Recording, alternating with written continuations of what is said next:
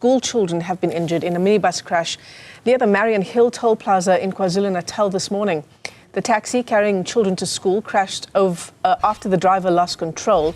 The vehicle overturned, reportedly landing on its roof. Newzroom Afrika's Phila Mthembu is on that story. And Phila, we can see just the extent of the damage to that vehicle. Absolutely, Michelle. Good morning to you. So what we are showing you now, this is the wreckage of the scholar transport that was involved in that accident. Fortunately, nobody died from it, but quite a high number of people who were injured. We had been told that it was actually 16 school children. In total, it was actually 18 people, but then the 2 were adults. So if we take a closer look at what my colleague is now showing you, Michelle, you can even see the steering wheel, you can see the seats, you can see the roof, how damaged it is. And it basically tells a story of, how bad also the people that were in here were injured, Michelle. We did also see a wheel which had fallen off, and it had also been attributed to being the result which actually, or the cause which actually led to this particular taxi overturning and landing on its roof. But remember, these are preliminary reports which have been given to us. We do understand that thorough investigations are still being conducted at this point. And what you are also seeing, Michelle, of course, that area where this particular wheel had fallen off. Now, this is the exact wheel that is supposed to be on there, which actually fell off and causing this particular accident. I'm going to bring in from the KZN Transport Department Ndabe Zintlesibia to speak to us. And Ndabe, firstly, it is a major concern because when you look at the make of this particular scholar transport, it is nothing new compared to other scholar transport vehicles which we have seen, be involved in such accidents.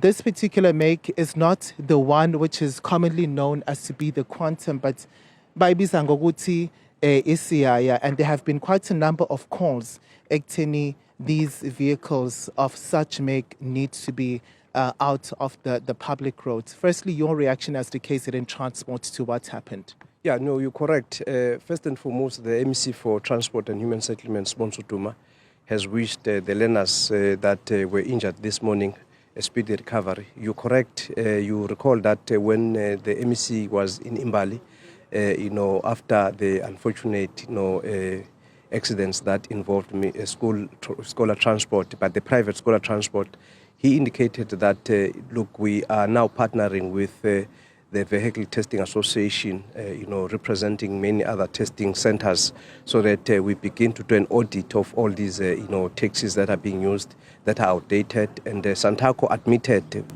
publicly, they even issued a statement saying, look, their members, are going to be, facing, consequences for using unroadworthy cars. We also indicated, in a public statement that the MEC issued that, look, we are launching a major investigation, obviously working with the national government around the issuing of fraudulent, roadworthiness certificates. This car in particular, we have discovered through our highly efficient and dedicated team from Road Traffic Inspectorate that, look, it is not licensed. The license, expired long time ago, which means that it is not roadworthy. But in particular, we're working with Santaco to ensure that these cars are removed from, our road networks. Yeah, and you speak of these partnerships. You also speak on the plans that you have as the department.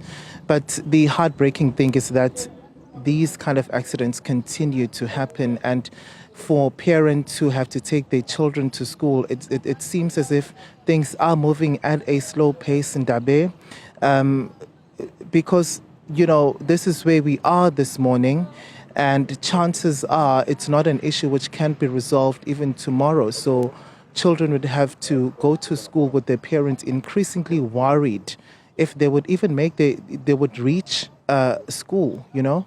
Yeah, without obviously doing finger pointing, the MEC emphasized that, look, this is a shared responsibility. As the government, we need to obviously ensure that we strengthen our enforcement, then working with municipalities, because some of these owners of these taxis are operating within the townships where you'll expect the municipalities to enforce the bylaws. On the other side of the coin, you also have parents where we are saying, look, as a parent, you also need to make sure that you attend to the safety of your loved ones, so that they don't use these cars that are unroadworthy.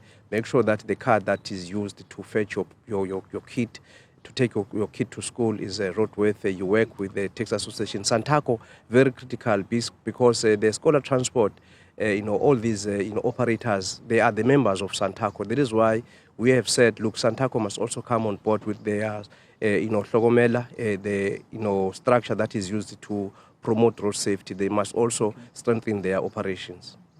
All right. And before I let you go, quick one, what is going to happen to this driver?